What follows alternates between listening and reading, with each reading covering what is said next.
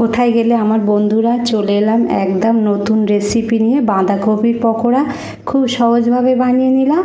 এটা আপনারাও বানাতে পারবেন, কোনো অসুবিধা হবে না, আর খেতে খুব ভালো হয়। শুরু থেকে শেষ পর্যন্ত ভিডিওটা দেখুন, খুব ভালো লাগবে।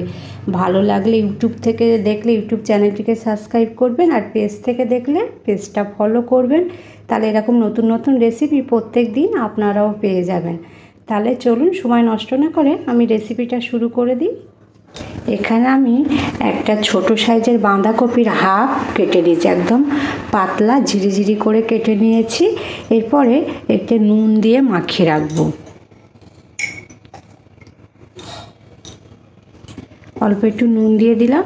নুনটা খুব ভালো করে বাঁধাকপির সাথে মাখিয়ে নেব, নিয়ে 10 মিনিট রেখে দেব। এই দেখুন, নুন দিয়ে মাখিয়ে রেখেছিলাম, কতটা জল বার হয়ে গেছে। এবার এটা হাত দিয়ে ভালো করে এরকম চিপে চিপে জলটাকে বার করে নেবো, আর বাঁধাকপিটা একদম এরকম চিপে চিপে তুলে নেব। অনেকটা জল বার হয়ে গেছে।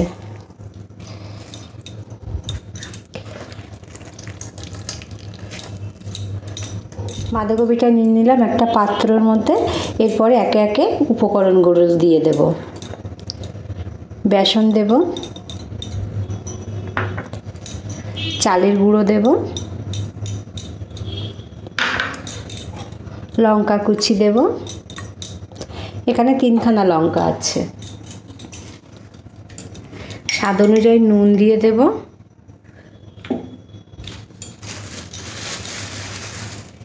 একটু ঝাল ঝাল করে বানাবো, তাই একটু লঙ্কার গুঁড়ো দিয়ে দিলাম। সামান্য একটু হলুদ গুঁড়ো, আদা দিয়ে দেবো একটু গ্রেট করা, আর দিয়ে দেবো এখানে পেঁয়াজটা আমি এখানে ছোট সাইজের 4খানা পেঁয়াজ নিয়েছি, আর পেঁয়াজটা খুব সুন্দর এরকম পাতলা পাতলা করে কেটে নিয়েছি। আর তার সাথে দিয়ে দেবো ধনেপাতা। ধনেপাতাটা দিলে পকোড়াটা খেতে খুব ভালো হবে। আর সব শেষে দিয়ে দেবো কালো জিরে, দিয়ে সমস্ত কিছু খুব ভালো করে মাখিয়ে নেব। সমস্ত কিছু খুব ভালো করে মাখিয়ে নিয়েছি। এবার সব শেষে দিয়ে দেবো একটা ডিম।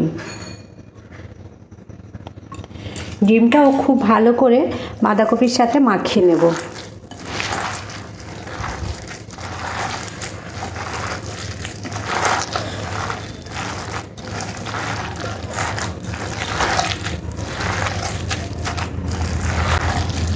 শীতের সময় এরকম ঝাল ঝাল করে পকোড়া যদি বানানো যায়, খেতে দারুণ হয়।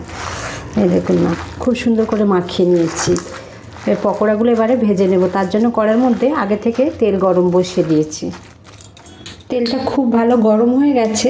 এবারে পকোড়াগুলো ছোট ছোট করে দিয়ে একদম মুচমুচে করে ভেজে নেব, কিন্তু কম আঁচে ভাজবো। তাহলে পকোড়াগুলো ভিতর থেকে খুব সুন্দরভাবে ভাজা হয়ে যাবে। আঁচটা জোরে রাখলে লাল হয়ে যাবে, ভিতরটা কাঁচা থেকে যাবে।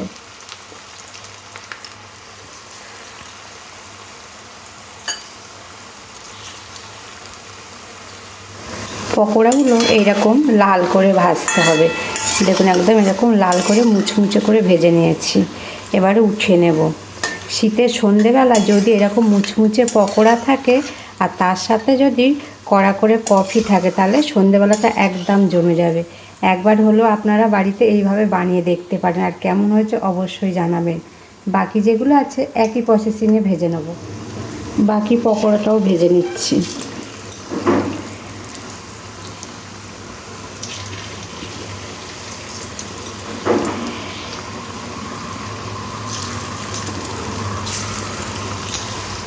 পকোড়াগুলো সবগুলো বানিয়ে নিলাম।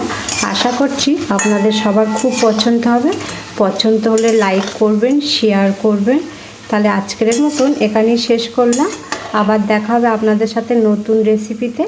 ভালো থাকবেন, সুস্থ থাকবেন।